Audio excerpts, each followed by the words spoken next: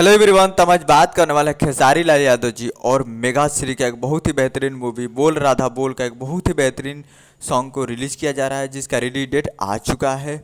और इसे गाए हैं खेसारी लाल यादव जी और प्रियंका सिंह जी, और इसे लिखे हैं कृष्णा बेदर्ती जी, और इसमें म्यूजिक भी दिए हैं कृष्ण बेदर्ती जी। जिस सॉन्ग का टाइटल रखा गया है रे लवरी भभरी ना खेबे, जो कि आपको स्क्रीन के ऊपर दिखाई दे रहा है। जो कि वीडियो सॉन्ग रिलीज़ किया जा रहा है 1 तारीख को 6:15 पे वे म्यूजिक भोजपुरी यूट्यूब चैनल पे। जिस मूवी का नाम है बोल राधा बोल का ये बेहतरीन सॉन्ग है।